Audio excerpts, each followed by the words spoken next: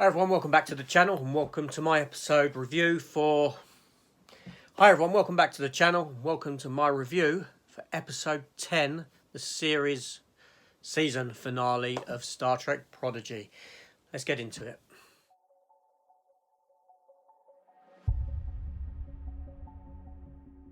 Now, the episode is titled A Moral Star, Part 2. Obviously, last week we had Part 1 of this story and we finished up with the crew of the Protostar being left on Tars Lamora and with Gwyn on board the Protostar with the Diviner. Yes, so we catch up literally at that point. The Protostar, obviously they've come to realise on board, the Diviners realise that he hasn't got the Protostar core and thusly turns the ship around to go back to Tars Lamora, the mining colony, to fetch what they need. At this point, Dal and the crew are getting together all the mining slaves to get them on board to the Rev 12, the Diviner ship, to get them to safety.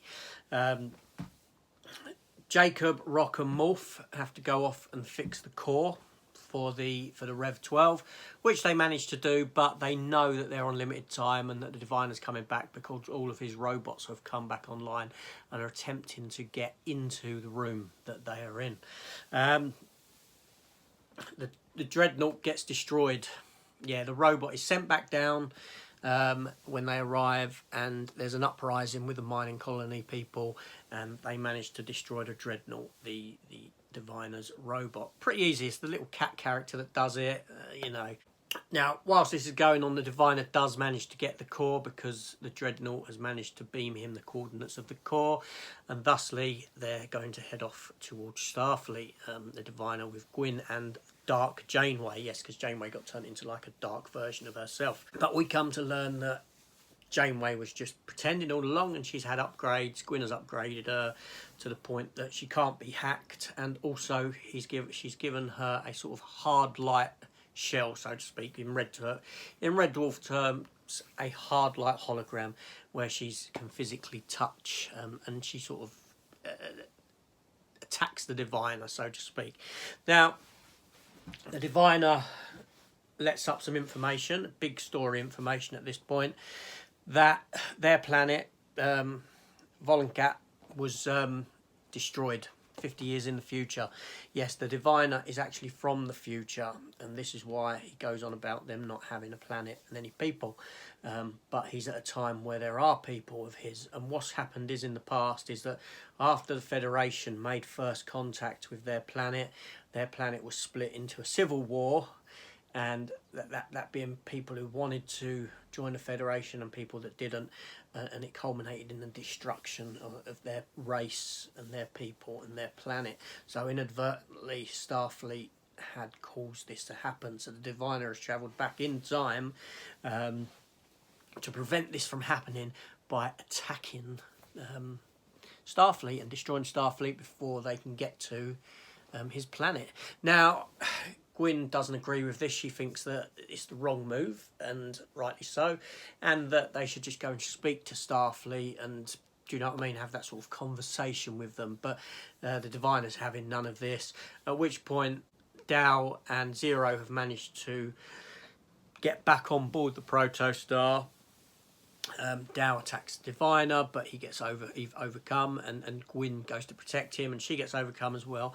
But at this point, Zero lets himself out of his shell, which is very reminiscent to Babylon 5, where the Vorlon leader let himself out of the shell and went up in the sky, and people didn't know what to expect. But in the case of this, it affects their minds when they see the Diviner, when they see Zero in his true state.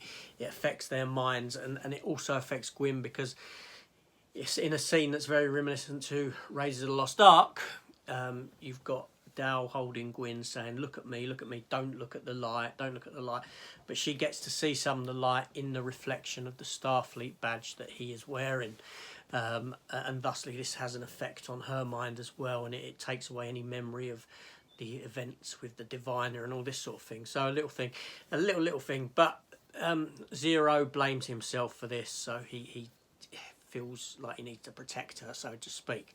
Now the episode culminates with Dal deciding to take the ship back to Starfleet, and yeah, but we do get a final scene which is on board Admiral Janeway's vessel. Yes, so the real Janeway, not holographic Janeway, and they have been detecting the protostar and its use when it has made jumps, and she's heading to its final location to find the ship and find out what's happened to Chakotay, which is wonderful, because as this episode was progressing, I was thinking, hold on a minute, this is an episode this is a question they've not bothered to answer yet, and thusly I want an answer to it. So it's got a sense of finality to it, but it's also got the potential of continuing. So all in all, this episode, or this series I should say, has been a lot of fun. You know, by the time you get to the end and everything falls into place and slots into where it's meant to be, you come to realise it's actually quite a strong series, written very well, wonderful animation to it. Okay, I know that some of it is childish because that's the audience that it's going for, but to step away from that, you've got two fantastic different Star Trek animated series, that being Lower Decks and now this, which, to be honest, are far more enjoyable than what you're getting out of the Star Trek live action programs at the moment. Discovery's a mess, you know, its characterization is rubbish. Picard, the first season, was just utter boredom. It's probably the worst Star Trek series I've ever seen.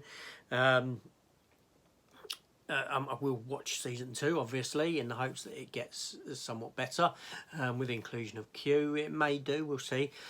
But what I'm most looking forward to is Strange New Worlds, because Anson Mount was fantastic as the captain, and to go back to what Star Trek was and give you singular episodes of storytelling, that might be what Star Trek needs to give it what people want. So anyway, all in all, this series has been fantastic. I've enjoyed it a lot. Hopefully we do get a season 2. I'm not entirely sure if this one has been renewed or not. Maybe someone can tell me down below. I know there was announcements made that Discovery's been renewed and all that sort of nonsense. But was this one of them? I'm not entirely sure. It may be. I don't like to think that they would not renew it, because it sort of suggests that they've got an issue and they've got a failure on their hands, and I don't think that Paramount would want to do that. But anyway, so this is AJ. Thank you for watching. Please consider hitting the subscribe button if you want to see more content like this, and I'll see you on the next one. Take care all, and goodbye.